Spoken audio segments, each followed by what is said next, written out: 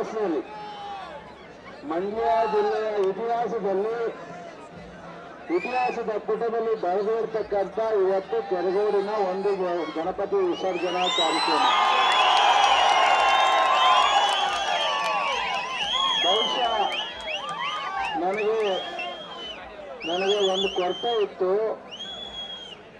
ಜಿಲ್ಲೆನಲ್ಲಿ ಇವತ್ತು ನಮ್ಮ ಸರ್ಕಾರ ಬಂದ ಮೇಲೆ ನಾವು 5 ಗ್ಯಾರಂಟಿ ಇರ್ಬೋದು, ಅಭಿವೃದ್ಧಿ ಇರ್ಬೋದು, ಜನಪರ ಅನೇಕ ಯೋಜನೆಗಳಿರ್ಬೋದು, ಏನೇ ಮಾಡಿದ್ರು ನಮ್ಮ ವಿರೋಧಿ ನಾಯಕರುಗಳು, ನಮ್ಮ ವಿರೋಧ ಪಕ್ಷದ ನಾಯಕರುಗಳು ಭಾವನಾತ್ಮಕವಾಗಿ ಜನರ ಮನಸ್ಸನ್ನು ಕದಲಿಸ್ತಕ್ಕಂಥ ಪ್ರಯತ್ನವನ್ನ ಕಳೆದ 2.5 ವರ್ಷದಿಂದ ಮಾಡ್ತಾ ಬಂದಿದ್ರು.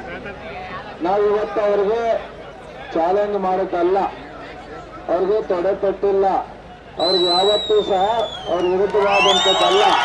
ಆದರೆ ಕೆರಗೋಡು ಮತ್ತು ಮಂಡ್ಯ ಜಿಲ್ಲೆ ಒಂದು ಅತ್ಯಂತ ಸಂಸ್ಕಾರವನ್ನ ಪಡೆದಿರ್ತಕ್ಕಂಥ ಜನ ಇಲ್ಲಿರ್ತಕ್ಕಂಥದ್ದು. ಸ್ವತಂತ್ರದ ನಂತರ ಸಾವುಕಾರ ಚೆನ್ನೈನವರಿಂದ ಮನೆಯವರೆಗೂ ಆಡಳಿತ ಮಾಡಿದಂತ ಎಲ್ಲ ನಾಯಕರು ಇಡೀ ರಾಜ್ಯ, ಇಡೀ ದೇಶ ನೋಡ್ತಕ್ಕಂಥ ಗೌರವವಾಗಿ ಮಂಡ್ಯ ಜಿಲ್ಲೆಯನ್ನ ನಡೆಸ್ಕೊಂಡ್ಬಂದಂತವ್ರು. ನಮಗೆಲ್ಲೋ ಒಂದ್ ಕಡೆ ಕೋಮು ಗಲಭೆಯನ್ನ ಹುಟ್ಟಾಗ್ತಕ್ಕಂಥ ವಾತಾವರಣವನ್ನ ಸೃಷ್ಟಿ ಮಾಡ್ತಾರೆ ಅನ್ನೋದು ನನ್ನ ಮನಸ್ಸಿನ ಮೇಲೆ ಪರಿಣಾಮ ಬೀರಿ ಬಹಳಷ್ಟು ನೋವನ್ನ ಅನುಭವಿಸಿದೆ. ಇವತ್ತು ರವಿಕುಮಾರ್, ಗಣಿಗ ಮತ್ತು ನೀವೆಲ್ಲರೂ ಭಾರತೀಯರೆಲ್ಲ ಒಂದೇ, ನಮ್ಮೆಲ್ಲ ಒಟ್ಟಾಗಿ ನೆಮ್ಮದಿಯ ಬದುಕನ್ನು ಕಟ್ಟಬೇಕು. ಮಂಡ್ಯ ಜಿಲ್ಲೆಯಲ್ಲಿ ಯಾವುದೇ ಕಾರಣಕ್ಕೆ ಕೋಮು ಗಲಭೆ ಆಗಬಾರದು. ನಾವೆಲ್ಲರೂ ಕೃಷಿಕರು, ನಾವೆಲ್ಲರೂ ರೈತರು. ನಾಲ್ವಡಿ ಕೃಷ್ಣರಾಜ ಒಡೆಯರು ವಿಶ್ವೇಶ್ವರಯ್ಯ ಕಟ್ಟಿಕೊಟ್ಟ ಡ್ಯಾಮಿನ ಅಚ್ಚುಕಟ್ಟಿನಲ್ಲಿ ಮಳೆಯ ಆಧಾರಿತ ಜಮೀನುಗಳಲ್ಲಿ ವ್ಯವಸಾಯವನ್ನು ಮಾಡಿ ಬದುಕಬೇಕಂತ ಮಂಡ್ಯ ಜಿಲ್ಲೆಯ ಕೃಷಿಕರು ಯಾವುದೇ ಮನಸ್ಸಿನ ನೆಮ್ಮದಿಯನ್ನ ಹಾಳು ಮಾಡಬಾರದು ಅನ್ನೋದು ನಮ್ಮ ಮೂಲ ಉದ್ದೇಶ. ಇವತ್ತು ನಾವು ಕಳೆದ 2.5 ವರ್ಷ ನಮಗೆ ಇರ್ತಕ್ಕಂಥ ನಮ್ಮ ಜೊತೆಯಲ್ಲಿ ಗೆದ್ದಿರ್ತಕ್ಕಂಥ ಶಾಸಕರುಗಳಿರ್ಬೋದು, ಅದು ಮಳವಳ್ಳಿಯ ನರೇಂದ್ರ ಸ್ವಾಮಿ ಇರ್ಬೋದು, ಮದ್ದೂರಿನ ಉದಯ ಇರ್ಬೋದು, ಶ್ರೀರಂಗಪಟ್ಟಣ ಕ್ಷೇತ್ರದ ಬಾಬು ಬಂಡಿಸಿದ್ದೇಗೌಡರು ಇರ್ಬೋದು, ಪಾಂಡವಪುರದ ದರ್ಶನ್ ಪುಟ್ಟಣ್ಣಯ್ಯ ಇರ್ಬೋದು, ನಾನು ಮತ್ತು ರವಿಕುಮಾರ್ ಗಣಿಗ ಮತ್ತು ಕ್ಯಾರ್ಪೇಟೆ ಕ್ಷೇತ್ರದ ಅವರು ಜೆಡಿಎಸ್ನ ಶಾಸಕರಾದರೂ ಮಂಜುನಾಥ್ ಇರ್ಬೋದು, ನಾವೆಲ್ಲರೂ ಸಹ ಈ ಜಿಲ್ಲೆಯ ಸಂಸ್ಕಾರವನ್ನ, ಈ ಜಿಲ್ಲೆಯ ಜನಪರ ಕಾಳಜಿಯನ್ನ, ಈ ಜಿಲ್ಲೆಯ ಕೃಷಿಕರ ಬದುಕನ್ನ, ಈ ಎಲ್ಲರ ನೆಮ್ಮದಿಯನ್ನ ಕಾಪಾಡ್ತಕ್ಕಂಥ ಜವಾಬ್ದಾರಿ ನಮ್ಮ 7 ಜನದ ಮೇಲೆ ಇದೆ ಅನ್ನೋದನ್ನ ನಾವೆಲ್ಲರೂ ಅರ್ಥ ಮಾಡ್ಕೋಬೇಕು. ಪಕ್ಷ ಒಂದು ಕಡೆ, ಪಕ್ಷಾತೀತವಾದಂತ ಕೆಲವು ನಿರ್ಧಾರವನ್ನ ತಗೋಬೇಕಾಗತ್ತೆ. ಇವತ್ತು ಸ್ವತಂತ್ರದ ಪೂರ್ವದ ನಾಲ್ವಡಿ ಕೃಷ್ಣರಾಜ ಒಡೆಯರು ಬಿಸಿ ಫಾರಂನಲ್ಲಿ ಅಡಿಗಲ್ಲು ಹಾಕಿದಂತ ಸಂಶೋಧನಾ ಕೇಂದ್ರವನ್ನ ವಿಶ್ವವಿದ್ಯಾನಿಲಯ ಮಾಡ್ತಕ್ಕಂಥದಕ್ಕೆ ಇಲ್ಲಿವರೆಗೆ ಆಗಿರಲಿಲ್ಲ. ಇವತ್ತು ಇದೇ ಶಾಸಕರು, ಇದೇ ಚಲುವರಾಯಸ್ವಾಮಿ, ಇದೇ ಡಿ ಕೆ ಶಿವಕುಮಾರ್, ಇದೇ ಸಿದ್ದರಾಮಯ್ಯನವರು ಇವತ್ತು ಕೃಷಿಗೆ ಒಂದು ಪ್ರಾತಿನಿಧ್ಯವನ್ನ ಈ ಜಿಲ್ಲೆಗೆ ಕೊಟ್ಟಿದೆ. ಬಹುಶಃ ಶಿವಮೊಗ್ಗದಲ್ಲಾಗಿದೆ, ಮಂಗಳೂರಿನ ಭಾಗದ ಶಿವಮೊಗ್ಗದಲ್ಲಾಗಿದೆ, ಹುಬ್ಳಿ ಭಾಗದ ಧಾರವಾಡದಲ್ಲಾಗಿದೆ, ರಾಯಚೂರಲ್ಲಾಗಿದೆ, ಬೆಂಗಳೂರಲ್ಲಾಗಿದೆ. ಇವತ್ತು ಮೈಸೂರಲ್ಲಿ ಆಗಬೇಕಾಗಿರ್ತಕ್ಕಂಥ ವಿಶ್ವವಿದ್ಯಾನಿಲಯವನ್ನ ಮಂಡ್ಯಕ್ಕೆ ಕೊಟ್ಟಂತದ್ದು ಸಿದ್ದರಾಮಯ್ಯನವರು, ಡಿ ಕೆ ಶಿವಕುಮಾರ್ ದೊಡ್ಡತನ. ಇವತ್ತು ನಮ್ಮೆಲ್ಲ ಶಾಸಕರು ಬಹುಶಃ ಮುಂದಿನ ದಿನಗಳಲ್ಲಿ ಕೃಷಿಗೆ ಒಂದು ಉದ್ಯಮಿಯಾಗಿ ಮಾಡ್ತಕ್ಕಂಥ ಆಲೋಚನೆಯನ್ನ ನಾವೆಲ್ಲರೂ ಇಟ್ಕೊಂಡಿದ್ವಿ. ಇವತ್ತು ಕೃಷಿಯನ್ನ ಲಾಭದಾಯಕವಾಗಿ ಮಾಡಬೇಕು ಅನ್ನೋದನ್ನ ನಾವೆಲ್ಲ ಆಲೋಚನೆ ಇಟ್ಕೊಂಡಿದ್ದೀವಿ. ಕೃಷಿಯಿಂದ ಪ್ರತಿಯೊಬ್ಬ ಅಮೆರಿಕದಿಂದ ಬಂದು ಕೃಷಿಯನ್ನ ಮಾಡಬೇಕು ಅನ್ನೋ ಆಲೋಚನೆಯನ್ನ ಮಾಡೋ ರೀತಿಯಲ್ಲಿ ಕೃಷಿಯನ್ನ ನಾವು ಇವತ್ತು ನಿಮ್ಗೆಲ್ರಿಗೂ ತೋರಿಸ್ಬೇಕು ಅಂತಿದ್ದೀವಿ. ಇವತ್ತು ಯೂನಿವರ್ಸಿಟಿ ಸೈಂಟಿಸ್ಟ್ ಇರ್ಬೋದು, ನಮ್ಮ ಇಲಾಖೆ ಇರ್ಬೋದು, ಪ್ರತಿ ಒಂದು ಕುಟುಂಬದಲ್ಲೂ ಅರ್ಧ ಎಕರೆ ಜಮೀನಿಂದ 10 ಎಕರೆ ಜಮೀನವರೆಗೂ ಪ್ರತಿಯೊಬ್ಬರು ಕೃಷಿಕರಾಗಿ ಯಾವುದೇ ಉದ್ಯೋಗವನ್ನ ಹುಡುಕೊಂಡು ಬೆಂಗಳೂರಿಗೆ ಮಂಗಳೂರಿಗೆ ಹೋಗುವಂತ ಅವಶ್ಯಕತೆ ಇಲ್ಲ ಅಂತ ಒಂದು ರೀತಿನಲ್ಲಿ ನಾವೆಲ್ಲರೂ ಸಹ ಒಂದು ಆಲೋಚನೆ ಹಾಕೊಂಡಿದ್ವಿ.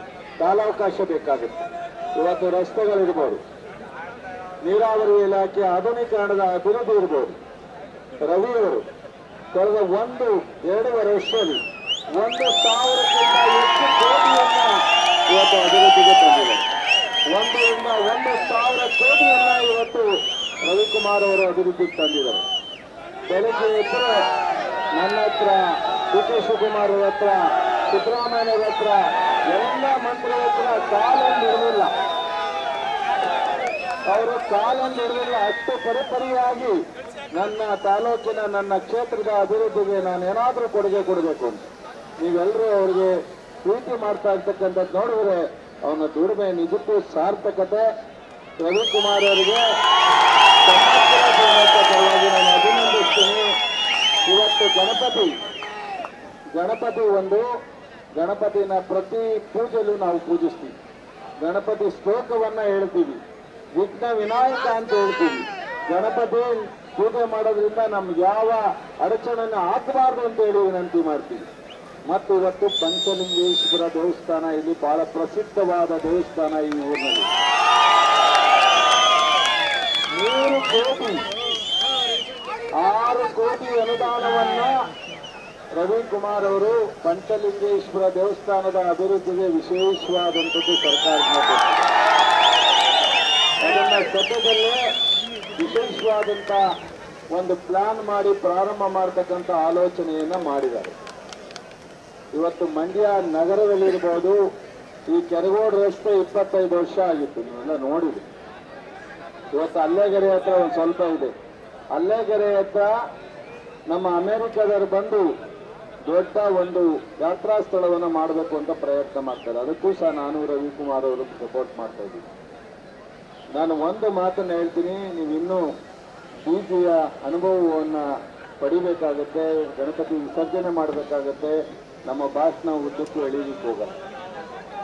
ಇವತ್ತು ನಮ್ಮ ಎದುರುಗಡೆ ಇರ್ತಕ್ಕಂಥ ಪಕ್ಷದ ಸ್ನೇಹಿತರುಗಳಿಗೆ ನನಗೆ ಪಕ್ಷ ಮುಖ್ಯ ಅಲ್ಲ, ನನಗೆ ನನ್ನ ಜಿಲ್ಲೆಯ ಜನ ಮುಖ್ಯ, ನನ್ನ ಜಿಲ್ಲೆಯ ಯುವಕರು ಮುಖ್ಯ, ನನ್ನ ಜಿಲ್ಲೆಯ ಜನರ ನೆಮ್ಮದಿ ಮುಖ್ಯ.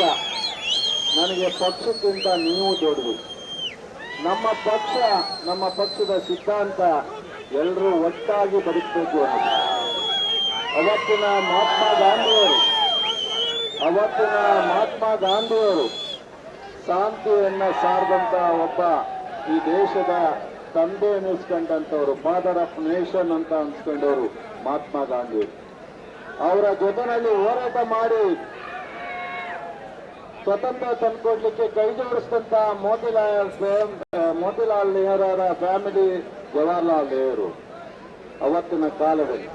ಅದಾದ ನಂತರ 3ನೇ ಪಿಲ್ಲರ್ ಅಂದ್ರೆ ಇವತ್ತು ಅಂಬೇಡ್ಕರ್ ಅವರು. 3ನೇ ಪಿಲ್ಲರ್ ಅಂಬೇಡ್ಕರ್ ಅವರು. ಬಹುಶಃ ಅದಾದ ನಂತರ ಕುವೆಂಪು ಅವರು. ಇವರೆಲ್ಲರೂ ಸಹ, ಕುವೆಂಪು ಅವರು ಇರಬಹುದು, ಮಹಾತ್ಮ ಗಾಂಧಿಯವರು ಇರಬಹುದು, ನಮ್ಮ ನೆಹರು ಅವರು ಇರಬಹುದು, ಅಂಬೇಡ್ಕರ್ ಅವರು ಇರಬಹುದು, ಬಸವಣ್ಣ ಇರಬಹುದು. ಇವರೆಲ್ಲರೂ ಶಾಂತಿಯನ್ನ ಸಾರದಂತ ಶ್ರೀಮಂತ ನಾಯಕರು. ನಮ್ಮೆಲ್ಲರಿಗೂ ಸಹ ಪೂಜ್ಯ ಮನೋಭಾವವನ್ನ ಮನುಷ್ಯರ ಬರ್ತಕ್ಕಂಥ ರೀತಿಯಲ್ಲಿ ನಡ್ಕೊಂಡಂತವ್ರು ಇರ್ಬೋದು. ಕಲಿಯುಗದಲ್ಲಿ ನಮ್ಮ ಬಾಲಗಂಗಾಧರ ಸ್ವಾಮೀಜಿ ಅವರು ಇವತ್ತು ಈ ಭಾಗದ ಒಂದು ದೇವರತ್ರ ನಮ್ಮ ಬದುಕಿಗೆ, ನಮ್ಮ ಯುವಕರಿಗೆ ಆರೋಗ್ಯ ಶಿಕ್ಷಣವನ್ನ ಕೊಟ್ಟಿದ್ದೇವಂಥವ್ರು. ಇವತ್ತು ನಮ್ಮ ಸೌಕಾರ್ ಚೆನ್ನೈನವರಿಂದ, ವೀರಣ್ಣಗೌಡರಿಂದ, ಮಾದೇಗೌಡರಿಂದ, ಎಸ್.ಎಂ. ಕೃಷ್ಣ ಅವರಿಂದ, ಇನ್ನು ಅನೇಕ ಈ ಜಿಲ್ಲೆಯ ನಾಯಕರುಗಳು ನಮಗೆಲ್ಲ ಒಂದು ಪಾಠವನ್ನ ಕಲಿಸ್ಕೊಟ್ಟಿದ್ದಾರೆ. ನಮ್ಮೆಲ್ಲರಿಗೂ ಅವರ ಇತಿಹಾಸವನ್ನ ತೋರಿಸಿದ್ದಾರೆ. ಅವರೆಲ್ಲರೂ ಈ ಜಿಲ್ಲೆಯ ಶಾಂತಿಯನ್ನ ದೆಹಲಿವರೆಗೆ ತೋರಿಸಿದ್ದಾರೆ. ನಾವು ತಾತ್ಕಾಲಿಕವಾಗಿ ರಾಜಕೀಯಕ್ಕೋಸ್ಕರ ಯಾವುದೇ ಗಲಭೆ ಮಾಡಿಕೊಳ್ಳೋ ಅವಶ್ಯಕತೆ ಇಲ್ಲ. ನಿಮ್ಮೆಲ್ಲರೂ ವಿನಂತಿ ಮಾಡ್ತೀನಿ, ಯಾರೇ ಬಂದರೂ ಒಂದೇ ಮಾತರಂ ಭಾರತ ದೇಶ. ಒಂದೇ ಮಾದರ ಭಾರತ ದೇಶ. ನಮ್ಮೆಲ್ಲರೂ ಬದುಕು, ಎಲ್ರಿಗೂ ನೆಮ್ಮದಿ, ಶಾಂತಿ, ಇದನ್ನು ಬಿಟ್ಟು ಪ್ರಶ್ನೆ ಇಲ್ಲ. ನಾನು ರವಿಕುಮಾರ್ ಅವರು ನಮ್ಮ ಜೀವನದ ನಮ್ಮೆಲ್ಲರ ಹೋರಾಟ ನಿಮ್ಮ ಬದುಕಿಗೋಸ್ಕರ, ನಿಮ್ಮ ನೆಮ್ಮದಿಗೋಸ್ಕರ, ನಿಮ್ಮೆಲ್ಲರ ಉದ್ಯೋಗಕ್ಕೋಸ್ಕರ, ನಿಮ್ಮೆಲ್ಲರ ಖುಷಿಗೋಸ್ಕರ ಪಣ ತೊಟ್ಟು ನಿಂತ್ಕೊತೀವಿ. ಇವತ್ತು ಬಹುಶಃ ಇವತ್ತು ಮಂಡ್ಯ ಜಿಲ್ಲೆ ಅಲ್ಲ, ಇವತ್ತು ಮಂಗಳೂರು, ಶಿವಮೊಗ್ಗ, ಹುಬ್ಬಳ್ಳಿ, ಬೆಂಗಳೂರು ಎಲ್ಲೂ ಗಣಪತಿ ಉತ್ಸವವನ್ನು ಮಾಡದೇ ಇರೋ ರೀತಿ ಸಂತೋಷವಾಗಿ ಛತ್ರದಲ್ಲಿ ಇವತ್ತು ಮಂಡ್ಯ ಕಾಳಿಕಾಂಬ ದೇವಸ್ಥಾನದಿಂದ 5,000 ಬೈಕಿನಲ್ಲಿ ಮೆರವಣಿಗೆ ಬಂದು